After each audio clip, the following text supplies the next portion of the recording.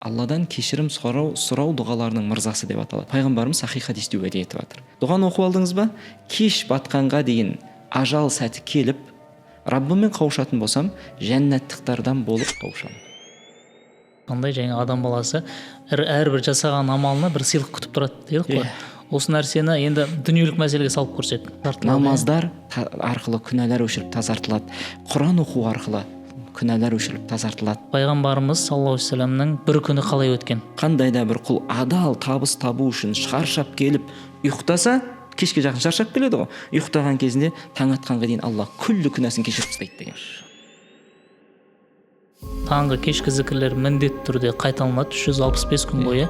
Осы зікірлердің пайдасы. Таңғы кешкі зікірлер, дұғаларды тұрақты оқитын болсақ өміріміздің соңына дейін, біздің жүрегімізде Алланың дидарын ғана қалайтындар деген үлкен мағына жазылып, біз де сол тізімнің ішіне кіріп кетеміз иншалла. Ассалаумағалейкум, құрметті Сия подкастының көрермендері, қараушылары. Бүгін бізде подкасттың кезекті түсірілімі болып жатыр. Бүгін ерекше болайын деп тұр. Неге? Себебі екі себеп бар. Біріншісі, қазір Рамазан айында түсіріп жатырмыз, қасиетті Рамазан айында. Сол үшін баршаңызға ұстаған оразаларыңыз қабыл болсын. Екіншіден, бізде қонақта Нұр Мүбәрак университетінің исламтану кафедрасының ұстазы, өзінің сондай бір көркем мінезімен бізге ұнайтын, тыңдайтын ұстазымыз, жомарт ұстазымыз ортада. Ұстаз, қош келдіңіз. Қош көрдік. Қалыңыз қалай? Шүкір, альхамдулилла. Ораза қабыл болсын. Әмин, баршамызға да. Машалла. Ұстаз, енді бүгін бізде бір рухани даму туралы тақырып болайын деп тұр. Оның бір себебі Ерлан Ақатаев ұстазымыздың мына жерде көріп тұрғандай пайғамбарымызбен бірге бір жыл атты күнделік шыққан болатын. Соған байланысты бір рухани тақырыптар болайын деп тұр. Бірінші сұрақ былай бастап кетсек. Осы пайғамбарымызбен бірге пайғамбарымыз саллаллаху алейхи вассаламның күн тәртібін, сүннетін бір жыл бойы, яғни 365 күн бойы жасау бізге қаншалықты мүмкін деген сұрақ болып тұр осы жерде. Машалла. Керемет. Негізінде бисмилля. Аллах тағаланы мақтап бастайық, альхамдулилля. Шынымен де ол ғана мақтауға лайықты. Өйткені бізбен сізді мұсылман қылған үшін, және ол ғана лайықты осындай керемет өзінің ең таңдаулы елшісін бізге жіберіп, бізді оның үмметі қылған үшін. Енді 365 күнде пайғамбарымыз сүннетін бұл күнделікті қарап шықтым. Керемет. Амалдары ішіндегі сүннеттер. Бір жыл ғой, бір жылдың ішінде пайғамбарымыздың негізінде көп сүннеттерінің ең негізгі бір бөлігі ғана алынған. Біз енді егерде бір жыл бойы жасаған бүкіл әрекетін қайталайтын болсақ, шамамыз келмей қалады. Мүмкін емес. Шамамыз келеді деген руханиятқа тікелей әсер ететін пайғамбарымыздың өзінің хадистерінде өсиет етілген амалдар алынған екен бұл күнделіктің ішінде. Сондықтан бұл ешқандай да жаңағы қиын келмейді. Және бір байқағаным күнделіктің ішін суннату тадаруш, яғни Аллах тағаланың заңдылықтары бар.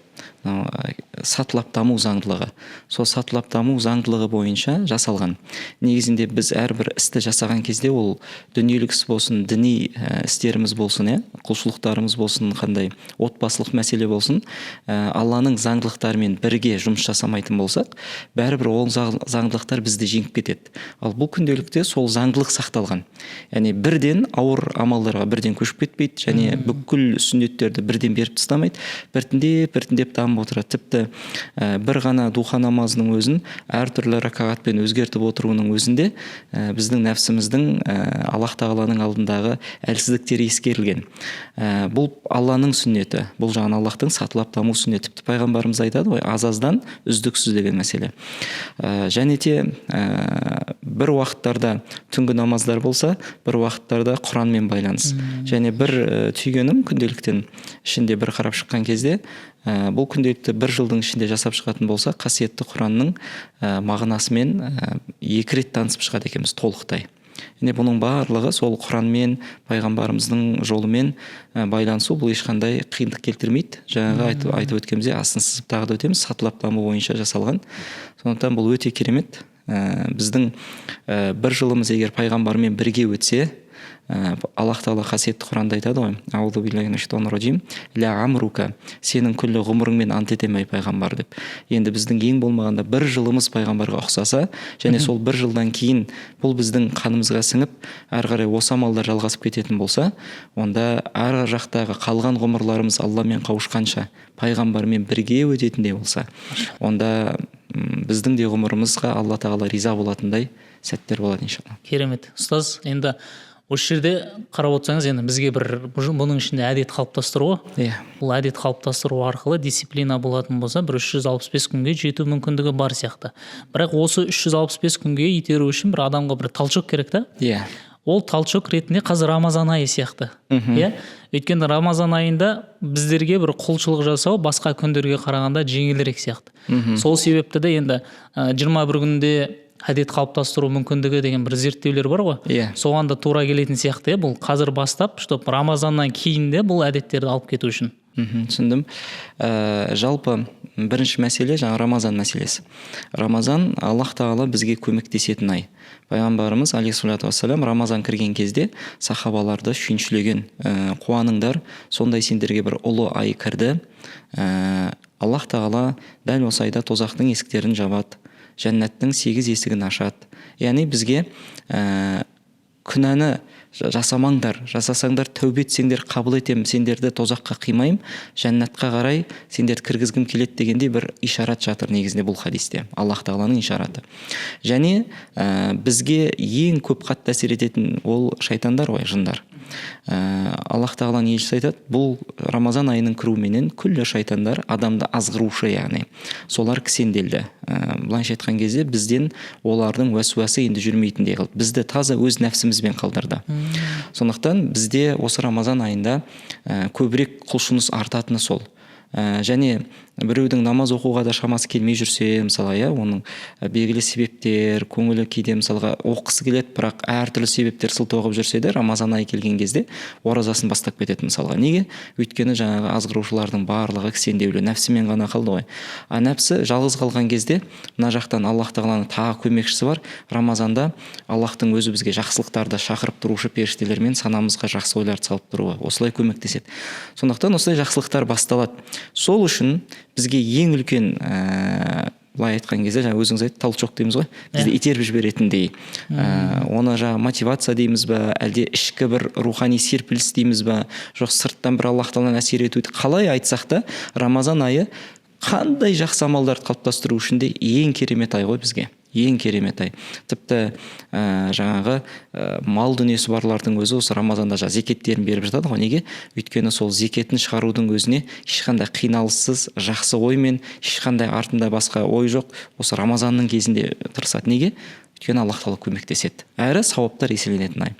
Енді екінші мәселе, жаңа 21 күндік мәселесін айттыңыз, ол ғылымдағы мәселе.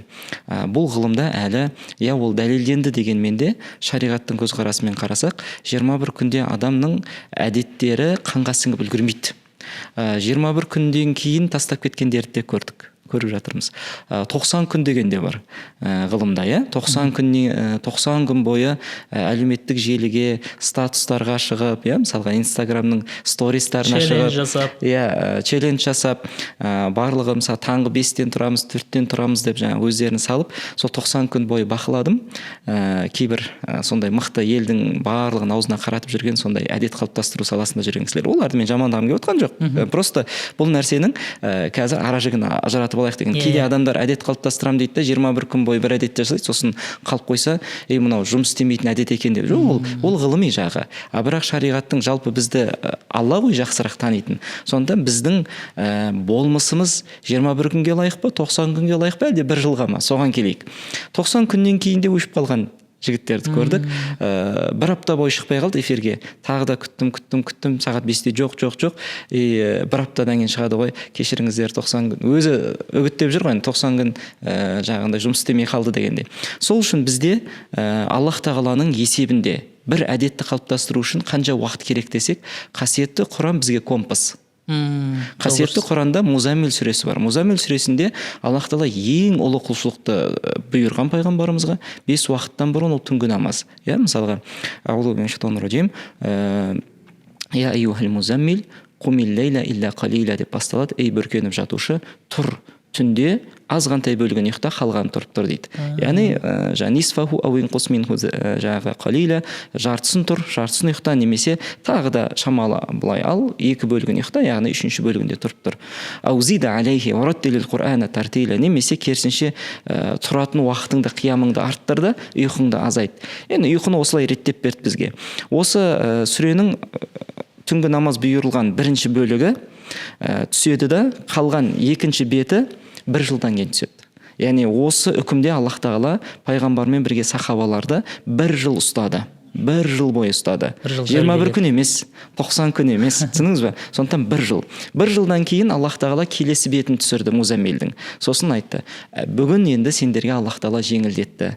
Енді түннің қай бөлігін тұрсаңдар да Құраннан жеңіл келген оқи қойыңдар. Яғни түннің 3 бөлігін тұрып тұру, 2 бөлігін тұрып тұру, 3-ші бөлігін немесе жағындай нәрсенің бәрін жеңілдетті Аллах Тағала. Бірақ қараңыз енді, сахабалар осы аят түскен кезде, яғни 1 жылдан кейін, олар шынымен де соны жеңілдікті алды ма десеңіз, ешқайсысы алған жоқ. Неге? Өйткені 1 жылда түнгі намаз 1 бөлік бойы тұрып тұру, немесе 2 бөлік бойы тұрып тұру, бұл 6 сағат болатын болса, 2 сағатын ұйықтап 4 сағат тұрып тұру, немесе 3 сағатын ұйықтап дегенде, осының барлығын реттеп, сонша сағаттарды олар қиямда тұратын. Ойлаңыз, Құранмен шұғылданатын, истихфар тілейтін. Сонда Аллах жеңілдеткен кезде жеңілдікті алған жоқ. Неге? Қанға сіңіп кетті. Адамның, біздің болмысымыз солай жаралған, бір әдет қалыптастыруға 1 жыл уақыт кетеді бізге. Қанға сіңдіру керек. Қанға сіңіп кетеді. Қанға сіңген кезде ол біздің түйсігімізге де сіңіп кетеді. Ал түйсікке сіңген нәрсе бүгінгі анау сознание, подсознание деп атады ғой. Подсознанияға түйсікке сіңіп кету, бұл енді на автомате дейміз ғой. Тез ойланбастан істей беретін әдетке айналады. А ол ар жағында сіздің руханиятыңыз қосылып тұрады, хушуыңыз қосылып тұрады. Сондықтан да бұл шыққан, сіздердің шығарып отқан бұл күнделіктеріңіз негізінде керемет, осы Алланың адамның болмысын ескере жасалған күнделік екен. 1 жылда біраз әдет қалыптастыруға мүмкіндік береді. Ерлан ұстазымыздың берген енді инструменті, біз енді бисмилля деп бастап көріп жатырмыз, ұстаз. Қалай болады екен деп ше. Басқа уақыттары мысалға намаз оқитын кісілер бір 5 уақыт намазы оңай оқуы мүмкін. Жаңа сіз айтқандай, ол уже қанға сіңіп кетті, иә. Ал енді мына күнделікте қосымша сүннет намаздар бар, таңғы, кешкі зікірлер бар, апталық тапсырмалар бар. Бүгін ашуланбаңыз деген сияқты мысалға инструментін береді, ашулансаңыз отырыңыз деген сияқты. Сонда егер біз осы күнделіктегі қосымша жаңағы таңғы, кешкі зікірлеріміз бар, қосымша сүннет намаздарымыз бар, духа, ауабин, тағы да түнгі намаздар бар. Осыларды егер біз 1 жыл жасасақ, алдыңғы біздің 5 уақыт оқып жүрген намазымыз сияқты болып қалуы мүмкін, да? Солай айтуға ма? Иншалла міндетті түрде болып қалады. Егер үзілмесе. Және жаңа апталық амалдар дедіңіз ғой. Бұл күнделікте әр аптада әртүрлі амал берілген ғой. Сол амалдарды шама келгенше 1 апта деген тоқтатып қою емес, керісінше келесі аптаның амалына қосып әрі қарай жалғастыра беру керек. 1 жыл жалғасатын болса, онда бұл амалдардың барлығы біз 1 жылдан кейін ашуланбайтын адамға айналамыз. Иә, ол ашуды мүлдем өлтіріп тастау деген сөз емес, мүлдем ашуды алып тастауға болмайды. Өйткені адамның бойында ашу жоқ болса, ол уже науқас адам болады. Ашуланатын сәттер керек. Орындары бар дейсіз ғой. Орындары бар өзінің. Мысалға, отбасымызды қорғау кезінде, өзіміздің арымызды, жұбайымыздың арын қорғау кезінде, қарындасымыздың арын қорғау кезінде деген мысалға, мал дүниеміз ол кездерде ашу керек қой адамға. Елді қорғау кезінде мысалға, дұшпанға қарсы дегенде. Сондықтан ашудың өзінің орны бар. Ал жалпы біреу провокация жасаса, үйге келген кезде әйеліңіздің тамағы дайын болмай қалған кезде ашулана беру тоғарады да 1 жылдан кейін иншалла. Ақылға сау керек дейсіз ол кезде. Ұстаз, енді мына ішінде амалдар бар, мысалы күндік амалды бүйтіп чек-лист форматында берілген, бірақ осыған қараған кезде бірден адамға бір қиын көрінуі мүмкін. Ойлайсың да, мысалға менің күнделікті осынша уақытым бар, сол уақытымның бірнеше бөлігі осыған кетсе, мен жұмысым қайда, басқа тіршіліктерім қайда деген енді бір шынымен сондай ой келеді. Сұрақ, шынымен де көп уақыт ала ма? Немесе білмеймін, басқа тұсы бар ма, бір уақытты ұзартып жіберетін берекесі бар ма деген сияқты орындау арқылы. Керемет. Бана сөздің басында бір айтып өткен нәрсем бар еді. Бұл жерде ұстаз күнделікте пайғамбарымыздың сүннеттерінің біздің руханиятымызға жағында ең қатты әсер ететін, және де біздің уақыттарымыздың көп бөлігін алып қоймайтын сүннет амалдарды енгізген екен. Алланың бұйрықтарын, елшіміздің бұйрықтарын. Сондықтан толықтай барлығын ақтарып шықтым. Бұл күнделіктің ішіндегі амалдар біздің көп уақытымызды алмайды негізі. Бұлай қатар-қатар тұрғаннан кейін бүкіл уақытыңызды алып қоятын сияқты көрінеді. Өз кітаптың да қалыңдығына қарап шошитын уақытқа келдік қой қазір. Рилсовый мышление дегенде, рилстық ойлау жүйесіне өтіп кеттік қазір. ТикТоктың жаңағы Инстаграмның несімен. Жоқ, бұл біздің көп уақытымызды алмайды. Намаздар өзінің әрқайсының уақыты бар. Ол көп болса бір 5 минуттан 15 минутқа дейінгі ғана аралықталады намаздар. Енді намаз оқып жүрген кісілер оны түсінеді. Ауаби намаздары ол да бір жоқ дегенде сіздің бір 10 минут қана уақытыңызды алады. 10 минут асып кетсе бір енді керемет әсерленіп оқыған кезіңізде бір 20 минут алуы мүмкін мысалға. Духа намазы ол тіпті сіздің жұмысыңызға еш нәрсе кедергі келтірмейтін таң намаздан кейін бір күн шыққаннан кейінгі 15-20 минуттан кейін біздің діни басқармамыздың жаңағындай фәтуа бөлімінің осындай жаңағы қай уақытта оқылады духа намазы күн шығарған кездегі деп сонда сол зерттеп бізге айтып берген уақыты 20 минут жеткілікті деген. 20 минут. Сол 20 минуттан кейін духа намазыңызды оқып 2 ракат, 8 ракат, 8 ракатыңыздың өзі ар жағында тағы бір 20 минут қосылады. Сонда күн шыққаннан кейінгі сіздің бір 40 минут уақытыңыз кететіні дейік. 20 минут күтесіз, ар жағында 20 минут намазыңыз. Сізге ол 8 ракат оқысаңыз жәннаттан сарай салынады. 2 ракат оқысаңыз, пайғамбардың хадистері бәрі. 2 ракат оқысаңыз бүкіл буыныңыздың хақысын бересіз мысалға. Ол жұмысқа да, сабаққа да әсер етпейді. Енді үлгермей қалдым, ерте шығып кетуім керек дейтін болсам, мысалы таң намазды оқып кейде ерте шығып кететін кісілер бар, Алматының сыртында тұратын мысалға қаланың ішіне келу үшін дейік. Ондай кездерде жаңағы жұмысқа барғаннан кейін 2 ракатын оқып алыңыз, 4 ракат, 8 ракат, ол да көп уақыт алмайды барлығы. Яғни түгелдей амалдар біздің уақыттарымыз алмауға реттелген. Және Құран оқуға 1 сағат жұмсалайтын тапсырмалар бар екен, пайғамбарымыздың сүннетіне сәйкес. Сол 1 сағат Құран оқудың өзі ол түнгі уақытқа қойылған. Түнгі құлшылығыңыздың орнына. Түнде ешкім шұғыл жұмыс істемейді ғой. Сондықтан бір ол тағы да күндізгі жұмыстан уақыттарын алып қоймайды. Түнде ұйықтайтынның алдында оқып алыңыз, немесе бәріміз қазір сәресіге тұрып жатырмыз. Осы уақыттарды сол керемет пайдаланып, сәресіден бір жарты сағат сәресіге жұмсаса, ар жағында 1 сағат ерте тұрып алсаңыз, сонда 1,5 сағат бұрын тұрыңыз, түнгі уақытта Құраныңызды оқып аласыз. Және Құраннан байқағаным 10 парақтан оқытып отырады, яғни өзі бір 20 парақ болса 1 парақ Құран, жартысын оқып отыру. Ол да күнделікті емес, ол да шашырап тұр, әр жерге қойған. Сол үшін біздің мүлдем көп уақытымыз алмайды. Күллісін есептеп шықтым. Қарап шықтым, яғни уақыттарды біздің мүлдем алмайтындай етіп жасалған. Уақыт жағынан проблема жоқ. Ешқандай проблема жоқ. Тек қана нәпсімен проблема болуы мүмкін. Өз-өзімізбен болып тұр ғой. Мәселе. Бұл жерден де уақытты салыстырмалы түрде мына жаққа кететін, күнделікке кететін уақытпен өзіміздің телефонға кететін уақытты қазір ең көп санайтын болсақ, онда келмейтін сияқты салыстыру. Бәрібір мына жаққа көп уақыт кетіреміз. Телефонға да көп уақыт жұмсаймыз. Түсінгенім бұл жерде ең бірінші нәрсе өз-өзіңмен жұмыс, өз-өзіңді сынап көру. Солай ғой негізі. Және мынау күнделіктің соңғы жағына жазып қойылған екен. Егер де бір амалдарды қалдырып алсаңыз, сол күннің ішінде орындап тастаңыз деген. Яғни соған әрекет жасау керек. Мысалға, таңғы зікір оқылмай қалды. Демек, кешке дейін, негізі абзалы түскі уақытқа дейін 5-ге дейін оқып тастау. Болады, 5-ге дейін. Мысалға, таң намаздан кейінгі жасалатын таңғы зікір бар, пайғамбарымыздың жасайтын дұғалары. Күнделіктің соңғы жағында берілген. Сол дұғаларды 5 намаздан оқып тастау абзал. Жұмыста кетіп бара жатқанда, көлікте, автобуста, метрода мысалы кетіп бара жатқан кезде оқып қоюға болады. Жұмысқа барған кезде, обедтің уақытында мысалы. Ал енді оған да үлгермей қалсаңыз, жарайды, асырға дейін, сол шамға дейін оқып бітіріңіз күндіз.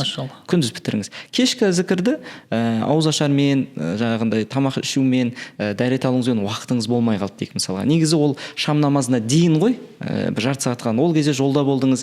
Ескеріледі, күллі жағдайлар ескеріледі. Түнде тарауықтан келгеннен кейін оқи қойыңыз, ұйықтаймын дегенше. Бірақ ұйықтағаннан кейінге қалдырмауға тырысыңыз, өйткені таңертең түнде ұйықтап қалуыңыз мүмкін, сәресіге азақ қалуы мүмкін. Сөйтіп түнде оқитын дұғаңызды жіберіп аласыз. Ал бұл дұғаларды жіберіп алу бізді қорғансыз қалдыратындай ғой.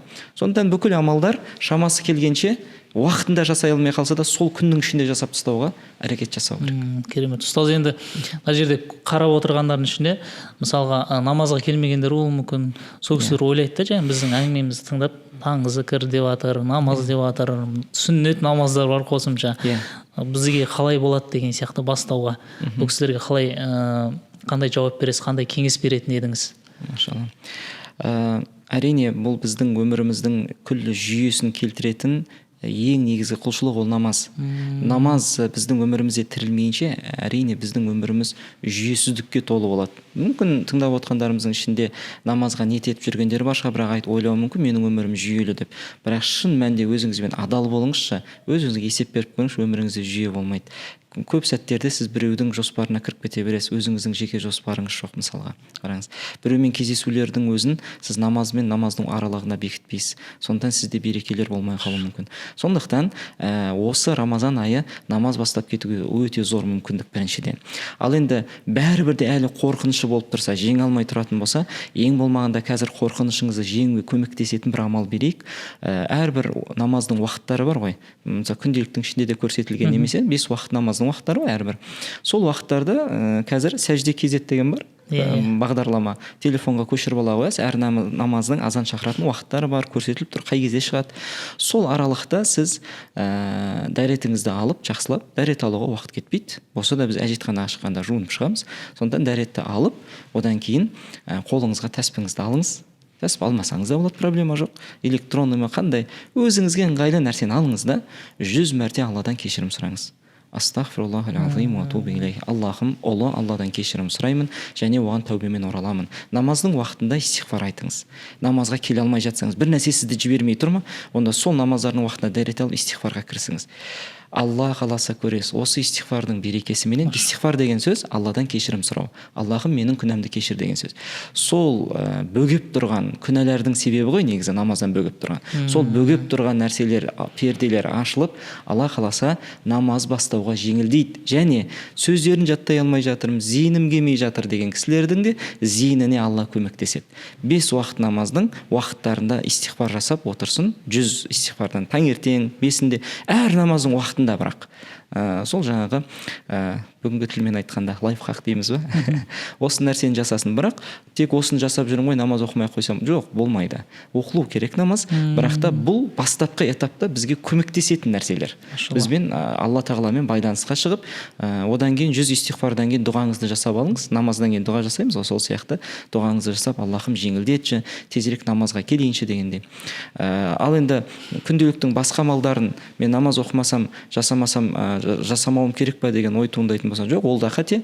Намаз оқымасаңыз да, намаз уақыттарында истиғфар жасаңыз да, қалған амалдар жасай беріңіз. Құранның мағынасын оқыңыз, жаңағы ішіндегі духа намазының уақытында да истиғфармен отырыңыз, ауаби намазының уақытында да истиғфармен отырыңыз, жаңағы астағфирулланы айтып мысалы. Қазірше бастап кеткенге дейін намазды. Және намаздың сөздерін қазір Рамазанда жаттап кіріспесеңіз, ертең Рамазаннан кейін босатылған кезде азғырушылар ол кезде тағы да қалып қояды. Жалпы күнделік барлық адамға мүмкіндік беретін пайғамбардың сүннетінен әркім үлес ала алатын. Шамаңыз келген жерге дейін үлес алып жасаңызшы. Және сол амалдарыңыздың өзіне тұрақталыңызшы, иншалла. Алла қаласа, Алла жәрдемдесін. Керемет. Мүмкіндік көп болып тұр ғой бізге, негізі ұстаз. Біріншіден Рамазан айы бұл үлкен мүмкіндік деп ойлаймын. Өйткені жаңағы айтқан дүниелер ғой. Рамазан айында адамның бір ықыласы ерекше артатын сияқты. Басқа күннен қарағанда жасау жеңілірек. Және сіз оны түсіндіріп өттіңіз, шайтандар кісенделеді дедіңіз.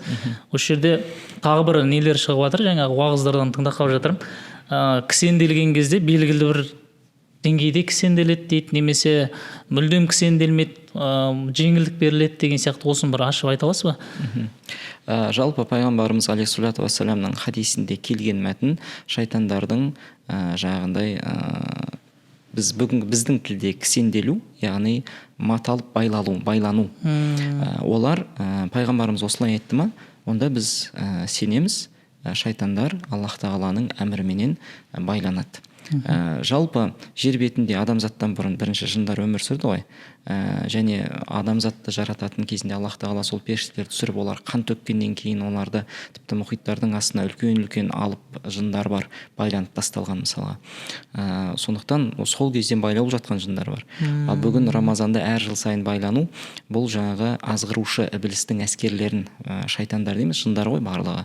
Ібіліске серт бергендері, ібіліске ант бергендері, солар шайтандар деп аталады, солардың байлануы. Ал енді адамға әсер ете алмайтын ұсақ жындар болады. олар байланбайды деп ғалымдар айтқан. Бұл да ғалымдардың иштихады. Біз бұны ғайып әлем болғандықтан Аллаға тапсыра салғанымыз ең дұрысы.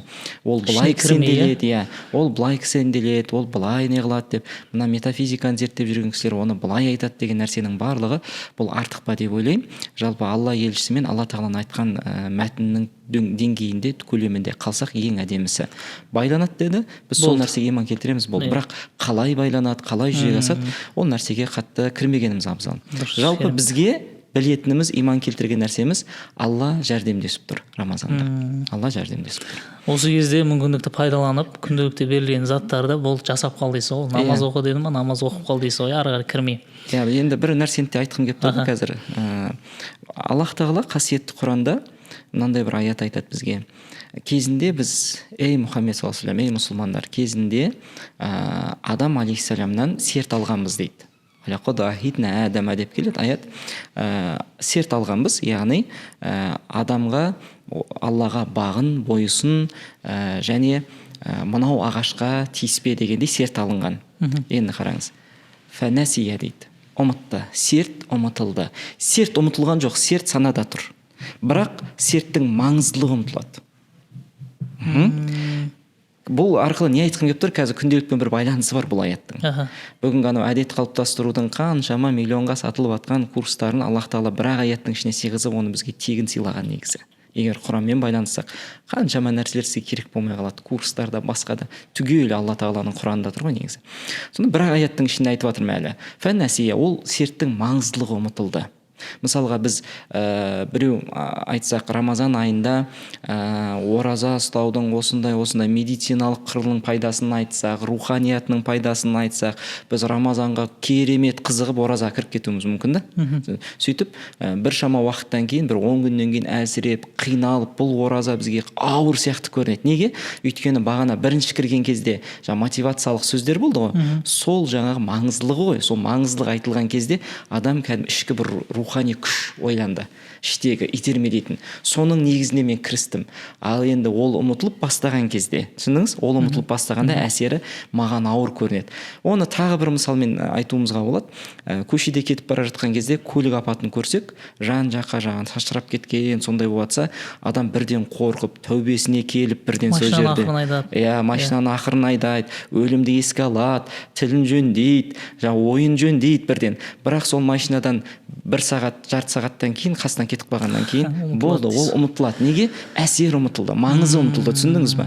Соны Аллах тағала Құранда айтып жатыр. Адам бұл серттің маңызын ұмытты. Болмаса басында тұрды, ол ағашқа жемеу керек деген нәрсе. Бұйрық тұр, бірақ маңыз ұмытылды.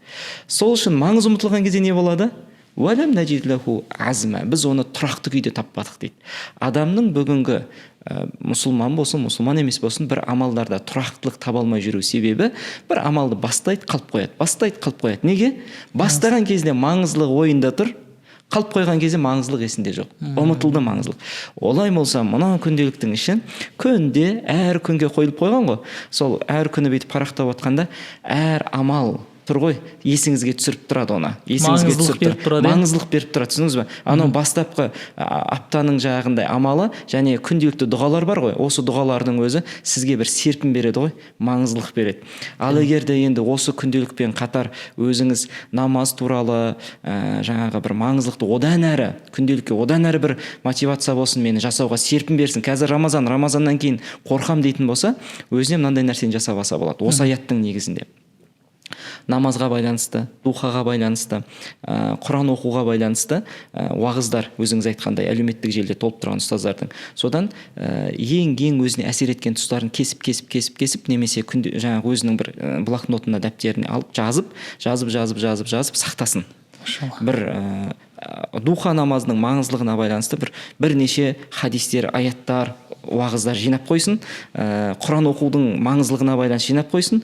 Енді күнде таңертеңгісі мына күнделікті ашып қарап отқан кезінде, сол жаңағы үйден шығатын кезінде бір бөлігін болса да оқып шықсын. сонда маңыздылықты есімізге түсіріп тұрады. Мысалға қараңыз, маңыздылықты еске түсіруді мына сүннеттен алуға болады. Пайғамбарымыз алейхиссалату вассалам таң намазының сүннетінде 2 ракат, сүннетте фатихадан кейін 1-ші ракатта кафирунды, 2-ші ракатта ықыласты оқыған. Бұл екеуі де принциптар негізі. Екі сүре де принциптарды береді. Шам намазында кеш батқан кезде, кеш шаммен кіреді ғой шам намаз. Шам намазында тағы да сүннетінде пайғамбарымыз кафирун мен ықыласты оқыған. Тағы да принцип. Таңертеңгісін таң намазда өзіне принципті есіне түсіріп отыр, және кеш батқан кезде тағы да принципті есіне түсіріп отыр. Көрдіңіз бе? Демек, таңда, кеште біз маңыздылықтарды есімізге түсіріп отыратын болсақ, жаңағы аяттың негізінде амалдарда азым деген нәрсе пайда болады бізде. Тұрақтылық, табандылық, қуаттылық, күштілік. Машалла. Көрдіңіз бе? Сонда бұл күнделік бізге осындай жағынан да кәдімгідей көмектесетін амал екен. Керемет ұстаз, өте әдемі түсіндіріп бердіңіз. Біз бір тұрақты амалды жасау үшін, егер осы айтылғанды қорытындылайтын болсақ, онда әрқашан күн сайын біз сол нәрселерге маңыздылық беріп отырғанымыз өте керек нәрсе екен. Түсінікті. Содан кейін зікірлер бар. Таңғы, кешкі зікірлер міндетті түрде қайталанады 365 күн бойы. Осы зікірлердің пайдасы, біріншіден қандай пайдасы бар? Одан кейін жалпы біз таңда тұрған кезде көбіміз мысалға күнімізді соткымен бастап жатуымыз мүмкін. Соткымен бастау керек па, әлде зікірмен бастау керек па деген сияқты сұрақ. Машалла, жақсы. Зікірдің бірінші пайдасына келейік, таңғы кешкі зікірлердің. Аллах тағала Құранда мынандай аятын жолдайды бізге. Фазкуруни, мені еске алыңдар. Яғни біз Құран оқыған кезімізде, дұғаларды оқыған кезімізде Алланы еске аламыз. Зікір деген сөз Алланы еске алу. Алланы зікір ету деген Алланы еске алу. Алла тағаланы еске алу. Егер де Аллах тағала бұйырып жатыр, мені еске алыңдар дейді. Енді Раббым сені таңғы дұғалар арқылы еске алсам, кешкі дұғалар арқылы еске алсам, немесе Құран оқу арқылы еске алсам, маған сый қандай? Біз өзі адам сондай жаратылыспыз. Бізге бір нәрсе керек. Күтіп тұрамыз ғой. Біз солай жаралғанбыз да. Сол үшін бізге Аллах тағала сен мынаны істесең, саған дүниеде мынаны беремін, және ақиретте мынаны беремін деп айтады. Аятта да, хадисте де солай. Біз жаратылысымыз сондай. Ол бізді жаратты, сондықтан біз жақсы біледі. Біз ойлаңызшы, кейде біз біреуге бір жақсылық жасайтын кезде де сауапты күтіп жасаймыз ғой. Сыйлық күтеміз. Сауап еш нәрсе ойламаған кейде жасаймыз ба? Жоқ. Көрдіңіз, бір қарымта күтеміз да. Дүниелік нәрсе күтпесек те ақиретте күтіп тұрамыз. Біз сондай жаратылыспыз. Сондықтан Алла айтады: "Фазкуруни", мені еске алыңдар. Сыйлығым мынау дейді. Сендерге беретінім.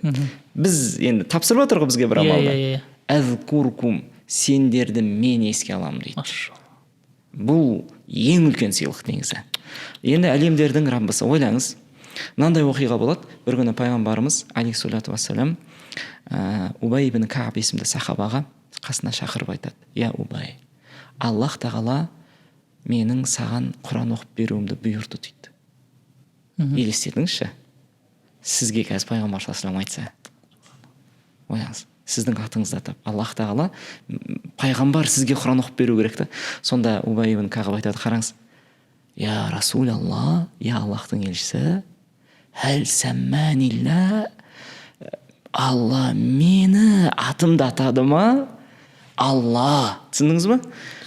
Сезімді көрдіңіз ба? Әлемдердің Раббысы сізді еске алу деген нәрсе, ол сізді еске алғанда сіздің атыңыз аталса, оның қасында. Ойлаңыз.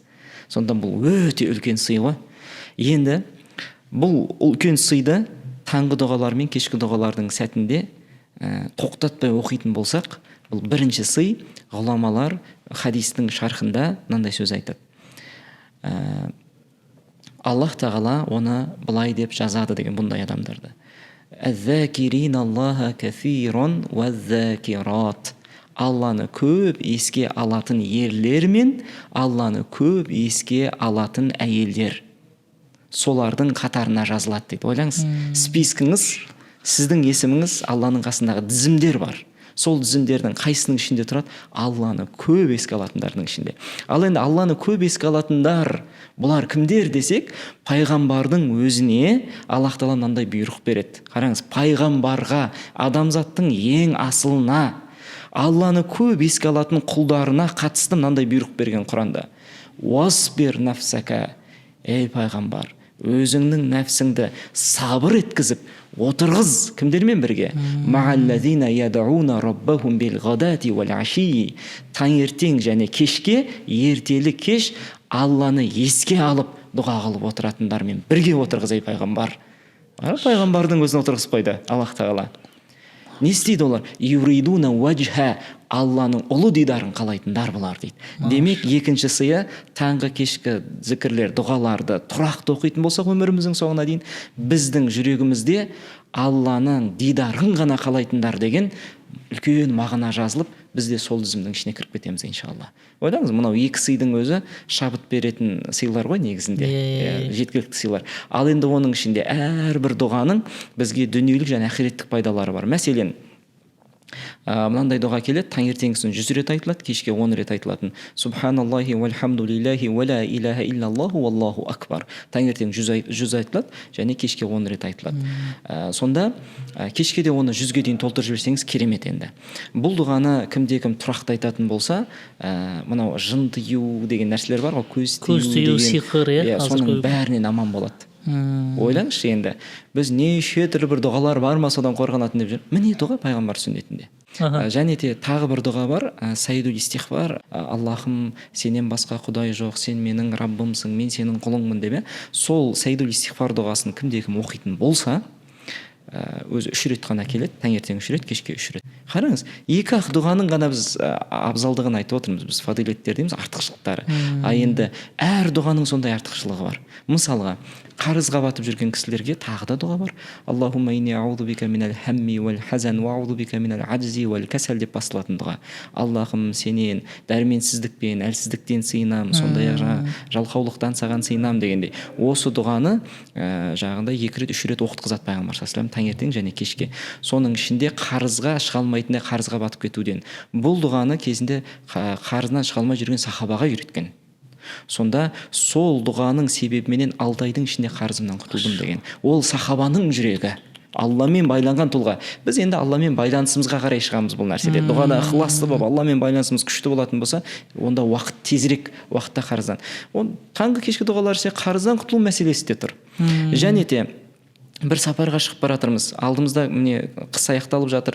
Ертең көктем келеді. Көктем келген кезде тауға шыққымыз келеді. Тауға шыққан кезде кененің қаптайтын уақыты деп қорқып жатамыз ғой мысалға. Бір нәрсе шағып ала ма, жаңағы қазір анау мысықтар мен иттерден де өткенде бір нелер хабарлар тарап жатты ғой, жаңағы абайлаңдар тырнап алмасын, бешенство деген тарап жатыр дегендей. Соның бәрінен қорықсаңыз, таңертеңгісін 3 рет оқитын, кешке 3 рет оқитын бір дұға бар. Бисмиллахи ла ядурру ма асмихи шайун фил арди ва ла фис самаи ва хуа самиул алим. Алланың есіміменен, Алланың есімі аталған жерде, көктер мен жерде ешқандай зиян тигізбейді деген. Осы дұғаны 3 рет оқып аласыз, кешке дейін сізге еш нәрсе зиян тигізбейді. Тіпті бір нәрсе шағып алған күннің өзінде оның уы сізге зиян тигізбейтіндей у болады. Алла осылай жасайды. Пайғамбардың уәделері. Ойлаңыз енді, мен әр дұғаны бұлай шарықтасам, қазір бүкіл подкастымыз дұғаның шарқы болып кетеді. Сондықтан әрбір дұғаның осындай уәделері бар, пайғамбар саллаллаху айтқан. Әрине бұл күнделіктің ішінде сол хадистер толық жағындай қамтылмаған сияқты, дегенмен оны бөлек мүмкін алдағы уақытта да бөлек бір тақырып қылып түсірсек те болады иншалла. Керемет ұстаз. Бізде енді осы зікірлерді айтуда көбінесе бір жаңа ауызбен, ықыласпен айту деген нәрсе бар ғой. Мысалы, субханаллахи ва бихамдик 100 рет айт десе, осылай субханаллахи ва бихамдикті осылай қайталап беруіміз мүмкін. Ол нәрсе олай айтылған жағдайда жаңағы для галочки болуы мүмкін, немесе сезін алмауымыз мүмкін ол нәрсе, мүмкін деңгейіміз ондай болмауы мүмкін. Ол кезде қалай болады деген ғой, ықылас төмендеу болғанда. Түсіндім. Ең болмағанда осыны Аллах тағала елшісі арқылы бізге оқы деп айтқан ғой деу арқылы сол иманның негізінде айтатын болсақ, соның өзіне иншалла сол айтқанымыз 10 еселенеді және Аллах тағаланың қасында қабылдық иншалла. Ешкім мына нәрсені қабыл етпейді, сен ықылас қоспапсың деп Алламен екі ортаға түсе алмайды. Ол Алла тағала шешетін мәселе. Енді тілмен болса да міндетті түрде соны айта беруіміз керек. Мынандай екі ұғым бар. Фикр зикр деген. Қазақта пікір мен зікір дейді. Пікірлеу бар, сосын зікірлеу бар дейді. Зікірдің алдында, сол дұғалардың алдында мағыналар жазылып тұр ғой әрқайсысына. Сол дұғалардың алдында кішкене күнәдан кешірім сұрау, истихфар болса, өзіңіздің күнәңіз туралы ойланыңыз, пікірлеп алыңыз. Содан кейін барып жаңа зікірді айтсаңыз, жүрек қосылады. ықылас сол кезде сізде жақсы пайда болады, ол тіпті көзіңізден жас шығарады. Ал енді жаңа субханалла деген сөз, алла тағала кемшілік атаулыдан пәк деген кезде уабихамдихи, ол мақтаулы деген, осы субханаллахи уабихамдихи субханаллахил азим, алла тағала пәк, өйткені алла ұлы. Сол алланың ұлылығын жаратылыстарына бір көз жүгіртіп алыңыз, немесе айнаға қарап өзіңізге бір көз жүгіртіңіз. Осының өзінде алланың ұлылығына дәлелдер жетеді ғой, соны ойлап пікірлеңіз да сосын жаңа зікірге кірісіңіз. Сол кезде сізде жүрек қосылады, ықылас пайда болады. Әрине бұған бірінші кезде тілмен айта берсінші, тілмен айта берсін, тілмен айта берсін. Кейін осындай тақырыптар келеді, жаңа пікірлеу арқылы, ой жүгірту арқылы зікір қосылған кезде бұған жететін енді ләззат жоқ қой. Пікірлеу, мәселен тауға шығып қалған кезіңізде, қазір қыстың уақыты бәрі қыс аяқталып қалады деп қазір өзі жаңағы шаңғы тебуге кетіп жатыр ғой, жан-жаққа. Сол шаңғы тебуге шыққан кезіңізде шаңғы теппей сәл бір тоқтаңыз да, бір 5 минут айналаңызға көз тастаңыз. Ана таулардың, қардың қаншалықты сіздің астыңызда жұмсақ сондай қар жатыр, бірақ жүрген кезде ішіне кіргізіп жібермейтіндей қатты қылып қояды оны. Кім оның бәрін жасап жатқан? Сезініңіз, жаңағы ана таулардың басындағы әппақ қарлар, одан кейін аяғыңыздың астындағы қарлар, жүріп баратқан кезде аяғыңыз кірмейтіндей, сосын ол сырғанайтындай қойған, оның бәрін кім жасаған? Мәселен, сол шаңғыны аяғыңызға киіп батпақпен сырғанап көріңізші. Сырғанай аласыз ба? Сырғанай алмайсыз. Таспен сырғанап көріңіз, сырғанай алмайсыз. Онда осы қарды осындай сырғанақ қылып жасаған кім? Адамның нәпсісінің өзіне құмарын қандырсыншы деп, нәпсіні жаратқаннан кейін, нәпсіге қажетті нәрсенің өзін жаратып беріп, осыны жасап атқан Алланың ұлылығын, махаббатын еске алыңыз да, сосын субханалла деп бір-ақ рет айтыңызшы, жүрекпен шығады ғой анау субханалла. Көрдіңіз бе? Пікірлеу мен зікір екеуі қосылған кезде бұл енді өте керемет дәреже болады. Машалла, керемет. Ұстаз, енді өзіңіз айтқандай, жаңа адам баласы әрбір жасаған амалына бір сыйлық күтіп тұрады дедік қой. Осы нәрсені енді дүниелік мәселеге салып көрсек, зікір айттық, біз намаз оқыдық, басқа да ішіндегі әрекеттерді жасадық. Дүниеде біздің қандай да бір мәселе болуы мүмкін. Әр адамның басына өзінің деңгейіне сай проблемасы, мұқтаждығы, керек заты болуы мүмкін. Сол нәрселер орындала ма деген сияқты былай айтқан кезде. Түсіндім. Дүниелік мәселелерде біздің жолымыздың жабылып қалуы, ризықтарымыздың тарылып кетуі, мысалға ақша көп табам, бірақ берекесіздік болып кетуі, осы мәселен бәрі дүниелік мәселелер ғой. Соның күллісінің есігін жауып тұратын бір мәселе бар. Ол Аллах тағала айтады: «Калла бәл рана аля қулубихим ма кану яксибун». Олардың қолымен жасаған күнәларының кесірінен жүректеріне түскен қара дақ қой дейді. Түсіңіз? Сол жауап тастап тұр. Біздің күнәларымыз, біздің қателіктеріміз, біздің қарама деген нәрсеге қарап қоюымыз, сөйлеме деген нәрсені сөйлеп қоюымыз, істеме деген нәрсені істеп қоюымыз, осының күллісі естіме деген нәрсені естіп қоюымыз, осының барлығы кіріспе деген жерге кірісіп кетуіміз бізге есіктерді жаба береді. Пайғамбарымыздың сахих хадисі бар: күнәлар ризықтың берекесін алып қояды, ризықты тарылтады деген не бар? Хадис бар. Демек, енді біз тәсбихтар айтқан сайын күнәлар өшіріледі. Түсіндіңіз бе? Намаздар арқылы күнәлар өшіріп тазартылады. Құран оқу арқылы күнәлар өшіріліп тазартылады. Әрбір Алламен байланыс, құлшылықтар, мынаның ішіндегі сүннет амалдардың бәрі біздің күнәні жуып отырады. Ал егер күнә жуылса, онда менің жолым ашыла бастайды. Анау жол ашу үшін біреуге барып ана карта ашып отқан, қойдың құмалағын ұстап отқанға бару мүлдем керек емес ол нәрсе. Ол өзінің жолын ашып, сіздің бір 500 теңгеге мұқтаж болып отқан адам жолын аша алмай өзінің байып кетпей ме жолын ашса? Өзінің жолын ашып алып, әрі қарай байып кетпей ме сіздің 500 теңгеге мұқтаж болмай? Түсіндіңіз бе? Сондықтан Алла ғана жолдарды ашады. Алла ғана күнәларды кешіріп бізді тазартады. Алла Құранда айтады ғой, керісінше анығын айтайын, Алла ғой тазартатын дейді. Кімді қаласа тазартады дейді. Көрдіңіз бе? Сондықтан біз күнәларымыз осы зікірлерді, таңғы кешкі дұғалары болсын, Құран оқу болсын, намаздар болсын, әр амалды жасап атқан кезде сүннеттегі, Құрандағы біздің күнәларымыз өшіріліп жатыр. Күнә өшті деген сөз, иншалла, Алла қаласа дүниеңізде береке кіре бастайды, жолыңыз ашыла бастайды. Біреумен бір келіссөз жүргізетін болсаңыз да келіссөзіңізге береке кіре бастайды. Әр келіссөзіңізді дұғамен бастаңыз, өйткені Алладан кешірім сұрап алыңыз, жаңағы қажетіңізді сұрап алыңыз дегендей. Тіпті қажет намаздар деген бар, оның өзі бөлек бір тақырып мысалға. Демек дүниелік нәрсемізді реттелу үшін алдымен ақиреттік істер орнына қойылу керек. Сондықтан бізге Аллах тағала күніге 5 уақыт намазды қойып қойды ма, онда әрбір істер осының арасында тұрса, әр намаз өзінің арасындағыларды жуып отырады қателіктерді деген. Бізге ол өте қатты қажет бізге. Бұл сол үшін тұрғызылған нәрсе ғой. Сол үшін жүйелі деп жүйелі түрде, түсіндіңіз ба? Екі намаз ортасында қателіктердің бәрі өшеді, демек осы арадағы мен дүниелік істерім де реттеледі деген сөз. Келесі намаз бен намаздың ортасында қателігім бар, кешіріледі, дүниелік істерім де реттеледі. Керемет. Бізден талап етілген нәрсе Аллаға құлшылық. Яғни құлшылық деген мағынаны бірден қазір тыңдармандарымызға айтып кетейік. Құлшылық дегенде ойымызға не келеді қазір біздің? Көбісімізде қазір тыңдап отқан бәрімізге келетін ой намаз, ораза, зекет, қажылық, мысалға Құран оқу, тәсбih ұстап отқан адам келуі мүмкін, мешіттің ішінде отыру келуі мүмкін. Құлшылық деген бұл ғана тақырып емес қой. Бұл құлшылықтың діни бөлігі. Құлшылықтың екінші бөлігі бар, адамзатпен байланысты. Түсіндіңіз бе?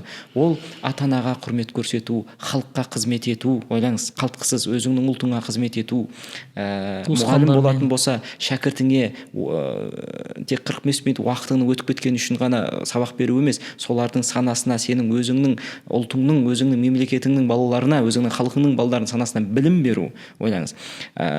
Тағы да жетеді осының күллісі құлшылық. Құлшылық. Тіпті жолда кетіп бара жатып өліп қалған бір мысықты көрсеңіз, соны жолдан алып тастап ана жаққа апарып көме салсаңыз да құлшылық, бір тасты алып тастай салсаңыз да құлшылық. Бұл иманның ең төменгі дәрежесі деген. Қараңыз.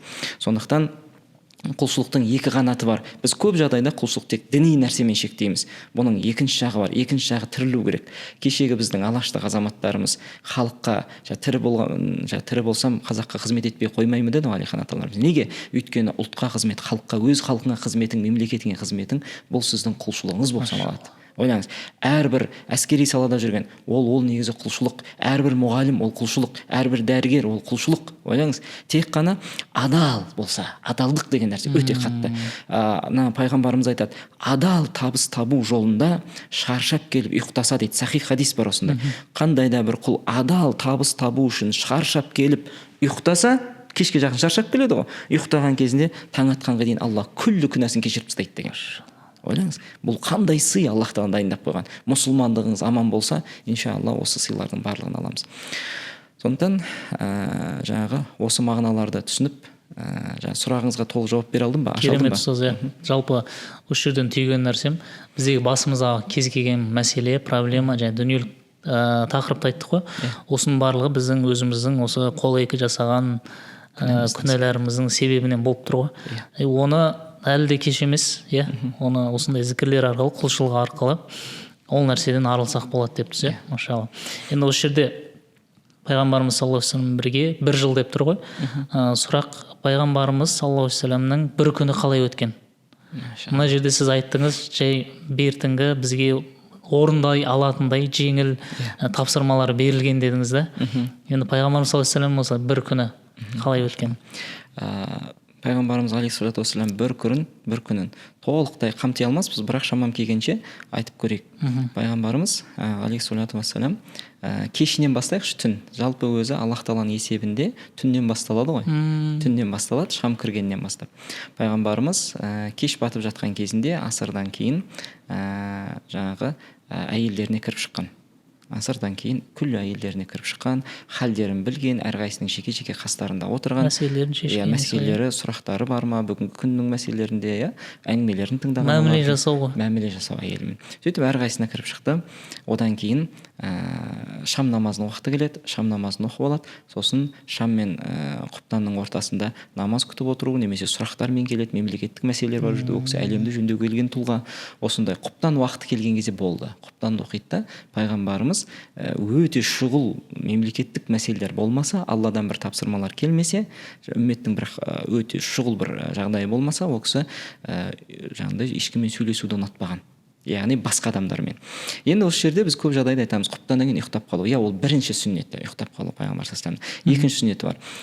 Түнде пайғамбар құптаннан кейін басқа адамдармен сөйлесуді ұнатпаған дедік қой. Сонда ол кісі құптаннан кейін өзінің сол қайсы әйелінің қасында өткізу керек сол түнді, сол әйелімен бірге пайғамбарымыз кейде таң намазына дейін ол кісінің әңгімесін тыңдаған сәттер бар. біз бүгін енді қанша тыңдап жүрміз әйелді? Бізде ондай емес. Шаршап тұрмын дейсің. Бізде бір әйел ғой. Пайғамбар саллаллаху құптаннан кейін уақыт бөлді. Отбасына уақыт бөлу деген сөз. Әйеліңізге, бала шағаңызға. Міне пайғамбар түні қалай басталды. Солай жасау керек болып тұр ғой бізге, сөйлесіп таңға дейін болса да сөйлесіп. Егер де ол кісі ішіне жиналып қалған болса, неге шығармасқа? Ол сізге арқа сүйеп келді ғой енді. Оның подругасы да сізсіз. Бұл әйелдік тақырып, отбасылық тақырыптың өзі. Одан кейін жақсы, түнде ұйықтады дейік. Мәселен, ұйықтағаннан кейін бір бөлігін ұйықтайды. Жаңа айтқанымыздай 6 сағат дейтін болсақ, бір бөлігі 6 сағаттан 2 сағат. Үшке бөлсек, Құран бойынша үшке бөлу көзделіп тұр, Музаммил сүресі бойынша. 2 сағат ұйықтады, 4 сағат намазда тұрады ғой. Мысалға бір сахаба айтады, түнде бір сахаба қасына келіп, пайғамбардың түнгі намазы қалай оқылады екен деп, соны пайғамбардың қасына қонады. Ол кезде Айша анамыздың кезегі болған. Айша анамыз жатыр, сосын пайғамбарымыз жатыр, одан кейін жағын аяғында сахаба пайғамбарымызбен бірге қонады. Пайғамбарымыз жатты дейді, жаңа ғана жатқанымыз сол еді дейді. Жаңа ғана жатқанымыз дейді, енді ұйқы кетіп жатқанда пайғамбарымыз орнынан тұрды дейді.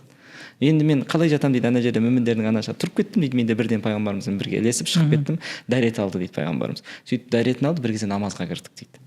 Содан намазға кірген кезімізде пайғамбарымыз Фатихадан кейін Бақара сүресін бастады дейді.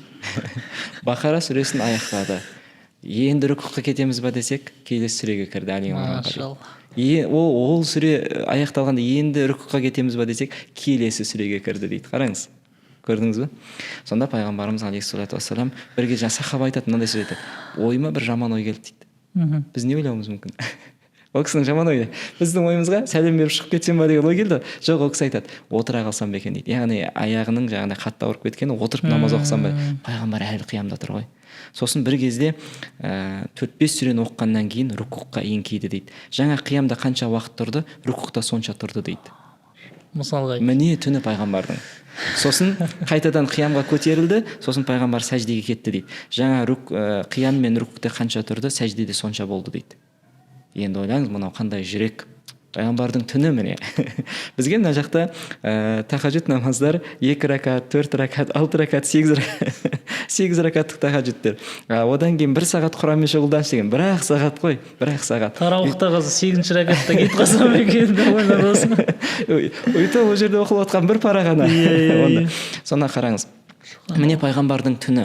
Енді пайғамбарымыз жаңағы біз айтылмай кетті. Ұйқыға жатар кезінде мына күнделіктің ішінде сәжде сүресінің өзі 3-4 күнге бөлінген.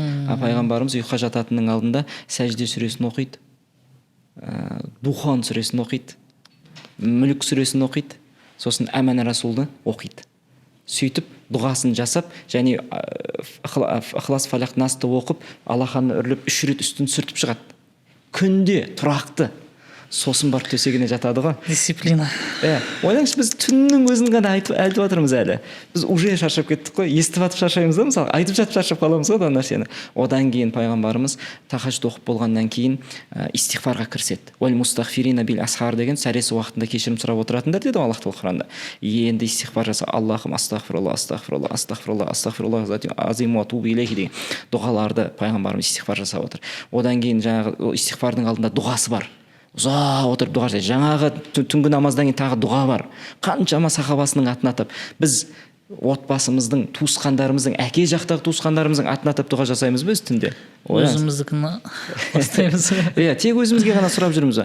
Пайғамбарымыз әрқайсысына дұға жасайды. Одан кейін жаңағы истихфардан кейін таң намазына шығады да, таң намазының сүннетін оқып алып, фарыздары қандай әдемі пайғамбарымыздың, ұзағынан. Сосын фарыз оқып болғаннан кейін пайғамбарымыз сол орында отырып, бірде оң жағымен бұрылған сахабаларға, бірде сол жағымен, осының өзіне кейде әңгіме қылып кетеміз ғой.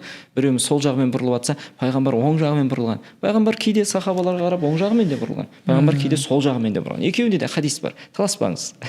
Мәселе ода емес. Мәселе амалыңда ғой ана жерде. Сосын солай сахабалар қарап отырды да, күллісі дұғаға кірісті, таңғы дұғалар. Қашанға дейін? Күн найза бойы көтерілгенге дейін отыр ғой. Таң намаздан орнынан қозғалған жоқ. Найза бойы көтерілгенге дейін Алласын дәріптеп, бәктеп, асықпай. Біз ананы 15-20 минут оқып тастаймыз таңғы дұғаларды. Ол кісілер әр сөзін асықпай, жүрекпен сезініп, ана пікірлерді қосып ойлаңыз. Солай күн найза бойы көтерілгенге отыр ма?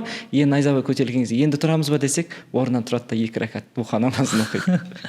Байлаңыз, 2 ракат духа намазын оқып алды. Сосын духаны оқып алғаннан кейін не істейді пайғамбар? Одан кейін әйелдеріне барады. Қайтадан бәріне кіріп шығады таңертеңгісін. Бүкіл әйелдеріне қалай таңда тұрдыңдар? Күніге 2 рет әйеліне отбасылық жағдайына бөліп жатыр. Біз күніге 2 рет бөлеміз ба? Жұмыс істеп жүреміз ғой деп. Одан кейін сол әйелдеріне кіріп шығып дұға жасап шығады. Сосын қоштасар кезінде жұмысқа, енді күндіз жұмысы бар ғой, күндіз жұмысқа кетіп бара жатыр. Біз духадан кейін ұйықтап алуымыз мүмкін, пайғамбар кетіп бара жатыр жұмысқа. Таңғы береке, таңғы уақыттағы берекеге жолығу үшін. Сонда әйелдердің жүздерінен сүйіп қоштасып пайғамбар саллаллаху алейхи ва саллям сосын жұмысқа кіріседі. Ана жақта үмметтің тірлігі бар, қаншама аяттар түсіп жатыр, біреулердің арасын реттеу керек, ана жақта жорықтарға дайындалу керек дегенде Аллах тағала әмірлер беріп жатыр. Осы істермен пайғамбар саллаллаху алейхи ва саллям күндіз шұғылданады. Сосын қайтадан асыр намазы келеді. Асырына әр намаз өзінің уақытында. Мысалға бесін намазы пайғамбар саллаллаху алейхи ва саллямның бесін намазының өзі, біз қалай оқимыз, енді пайғамбардың бесінің өзін қараңыз. Бесін намазының 4 ракат сүннеті сондай әдемі дейді Айша анамыз. Енді солай әдемі оқиды, басқа сүннеттерді олай емес дейді.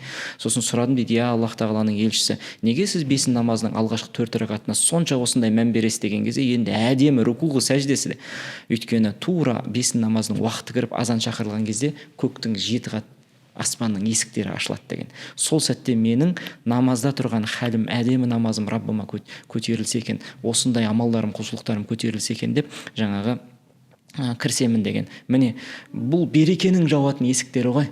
Сол уақытта ол кісі намазда тұрды. Сосын бесін намазының ұзақтығына байланысты бір сахаба айтады, пайғамбарымыз бесін намазын бастады дейді. Мен жаңағы пайғамбарымыздың мешіті Мединаның соң қасында жаңағы Бақиқ деген қабірстан бар, сахабалар жерленген жер. Сол Бақиққа барып дұға етіп, сөйтіп қайтып келсем, пайғамбарымыз бесін намазының әлі 1-ші ракатында тұр дейді. Түсіндіңіз бе? Жаңа бастаған мен барып дұға етіп қайтып келейін дедім дейді. Сол қажетті өтеп дұғамды жасап ол кісілерге сөйтіп қайтып келсем, пайғамбарымыз әлі 1-ші ракатта тұр. Бесін намазының әдемілігін көрдіңіз ба, ұзақтығын? Міне, пайғамбардың сүннетіне, жаңа айттым ғой, бұл мына жерде жеңілдетіп берілген мынау амал, соның өзі бізге қиын көрініп жатқандай. Бұл нәпсімізге ғой қиын көрініп жатқан. Негізі қиын емес ешқайсысы. Сосын одан кейін пайғамбарымыз қайтадан асырға келді ма? Асырға келіп, асырдан кейін пайғамбарымыз күллі жұбайларының бәріне кіріп шығады да, шам намазына бір жарты сағат, бір 40 минуттай қалған кезде кешкі дұғаларға отырады. Кешкі дұғалар сондай әдемі түрде оқылады. Бір кезде шамның азаны шақырылады, пайғамбарымыз шам намазын оқиды. Шам намазы қайтадан жаңағы тақырыптар басталады осылай. Кешке жақын жататын кезде жаңағы нәрсесін оқу, таңертеңгісін жаңағы оқылатын сүрелерін оқу дегендей. Осының барлығы Құранмен байланысы қандай керемет. Әр әрекетті өзінің кемеліне жеткізіп ақысын берген десеңші. Иә, мен қазір тек қана бір бөліктерін, күндізгі бөліктерін, түннің бөліктерін, бір амалдарын ғана бүйтіп айттым. Қысқа нұсқа дейсіз ғой. Иә, ал оның ішінде қанша амалдар бар тағы да. Ұстаз, мен мынандай бір 2 нәрсе түйіп отырмын, өзіңіз қазір соны бекітіп кетесіз. Бірінші нәрсе, біздегі осындай рухани амалдар, рухани әрекеттерді біз жасасақ, біздің уақытымыз кетпейді, керісінше уақытымызға бір кеңейетін сияқты, бір береке беретін сияқты. Одан кейін екінші нәрсе, осы рухани даму дегеніміз барлық дамудың түріне жол ашатын сияқты. Мысалға, психологиялық даму, материалды тұрғыда даму, физикалық тұрғыда даму, осының барлығының негізгі фундаменті, негізгі жол ашып беретін осы рухани даму сияқты. Өте керемет. Өте дұрыс айттыңыз. Мына қажылыққа, умраға барған кісілер бар ғой, сол кісілер өздерінің аузынан шыққан сөз, мынандай сөз айтты да, ұстаз, біз Меккедегі 10 күніміз 1 ай секілді сезілді дейді бізге. 1 ай секілді.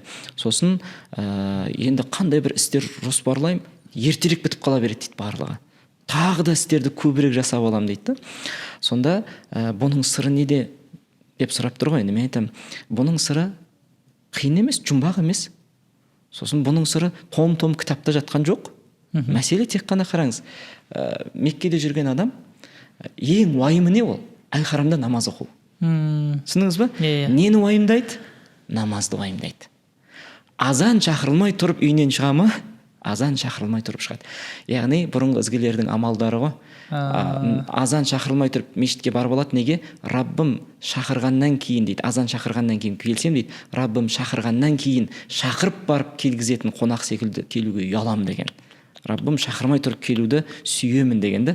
Кешегі Муса алейхиссаламның жаңағы Құранда айтады ғой, Тауратты алу үшін Тур тауына, Синай жазығына қасиетті шақырылған кезде Муса алейхиссалам ертерек барып алған, келісілген уақыттан. Сол кезде аятта айтады Аллах тағала: ей Муса, неге ертеретіп келдің дегенде, сені разы ету ғой Раббым дейді да. Осы міне осындай жүректер. Сонда Меккеде жүрген адам да осылай жүреді да. Азан шақырылғаннан кейін шықса кешігіп қалады. Сол үшін ол Раббысын разы ету мақсатында шықпаса да, намаздан кешікпеу үшін ерте шыққанның өзі негізі разы етуге қарай қадамдар ғой. Сол үшін Алла берекеге жолықтырып жатыр. Бір күніңіздің өзі 10 күнде өтіп жатыр ғой ана жерде. Сондай керемет та. Сол үшін елде жүрген кезде намазды уайымдасақ. Намазды 5 уақыт қой өзі. 5 рет оқылатын намаз. Осы намазды уайым қылсақ, және бүкіл жоспарларымды, кездесулерімді, келіссөздерімді, партнерский серіктестіктерімді деген күллісін әр намаздардың ортасына жоспарласам. Мысалға бүгін сізбен осы подкастқа жолығу үшін біз 5 мен асырдың ортасын таңдадық. Қараңыз. Демек, солай секілді бір жоспарларым болса, мен 5-нің уақыты мен асырдың уақытында осы аралықта мына жерде мынаны істеймін, одан кейін мынаны істеймін, одан кейін мынаны істеймін, асыр мен шамның ортасына мынаны істеймін, көрдіңіз бе? Намазыма кедергі болып қалмасын деп. Намаздардың уақытында осылай жоспар жасайтын болсақ, уақытымызға береке кіреді, дүниемізге де береке кіреді. Жаңа өзіңіз айтқандай, құлшылықтарды оның төресі намаз. Өйткені ең бірінші қияметте де сұралатын осы амал. Және пайғамбарымыз айтады сахих хадисте: намаз, кімде намазы болса Алланың қасында серт бар дейді, кімде намаз болмай қалса Алланың қасында серт жоқ деген. Әрине Аллах тағала күллі мұсылман қазағымыздың 5 уақытын түгел болатын. Кешегі Бұхар атамыз Абылай ханның қасында жүргенде 5-ші тілек тілеңіз 5 уақытта 5 намаз, біреуі қаза қалмасқа деп тұрып тілек тіледі ғой. Сондықтан осындай бабалардың ұрпағы бүгінгі қазақ сол 5 уақыт намазын уайымдайтын, құлшылықпен береке кірген қазақ болсақ екен иншалла. Керемет ұстаз. Бүгінгі енді подкаст өте керемет болды. Қазір енді жалғастыра беретін сияқтымыз, бірақ осы жерде айтылған нәрселерді мен өзім ойлап отырмын. Қазір подкаст біткеннен кейін, шыққаннан кейін тағы да өзім қарап, осы жердегі айтылған нәрселерді бірінші жасап алу керек сияқты болып тұр. Ұстаз, керемет дүниелер айттыңыз, керемет инсайттар болып жатыр. Одан бөлек мына жерде тыңдап отырған жандар болса, егер инсайт алып отқан болсаңыздар, комментарийға жазыңыздар, достарыңызбен бөлісіңіздер, сторисқа салсаңыздар болады. Енді Рамазан айында осындай бір жақсы дүниені, жақсы әңгімені бөлісу керек деп ойлаймын. Одан бөлек осы жерде күнделікті қалай алам деген сұрақ болуы мүмкін. Күнделікті алу үшін төменге сілтеме қалдырып кетеміз.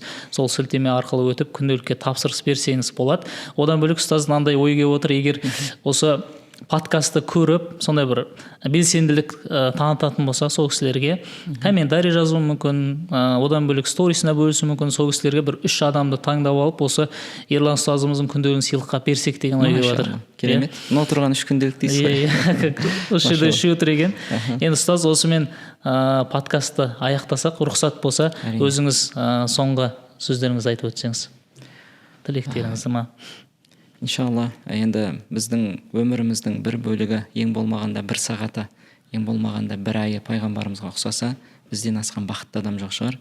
Қорытындыға айтарым, өйткені Аллах тағала Құранда былай дейді: «Құл ин кунтум тухиббуналлаха фаттабиуни юхбибукумуллах ва яғфир лакум зунубакум». Айтай пайғамбар, егер Алланы сүйдім деген сөздерің рас болса, кідіріс жасамай маған еріңдер деп шақыр дейді. Яғни пайғамбарға еруді бұйырып жатыр. Алла бұйырып жатыр Құранда. Егер пайғамбарға ерсек не болады десек, Алланың махаббаты нәсіп болады. Және күнәларымыз түгелдей кешіріледі. Ахиреттік, дүниелік күллі мәселе шешілді ғой. Сондықтан бұл 1 жылдық пайғамбарымыздың сүннет амалдары, бұл күнделік арқылы біз пайғамбардың өмірімен 1 жыл бойы бірнеше амалдарымен танысып, сол сүннетін бойымызға сіңіреміз. Аллах тағала осыны баршамызға берекелі қылсын. Осыны жасап шыққан ұстазымыздың ғұмырына Алла береке берсін, және осындай Құранды, сүннетті таныстырып жүрген күллі қазақ еліндегі бүкіл ұстаздарымызға Аллах тағала береке берсін, ғұмырларына, ол кісілердің отбасыларына береке берсін. Және де сол ұстаздарын тыңдап амал жасап жүрген күллі қазақ халқына да Алла береке берсін.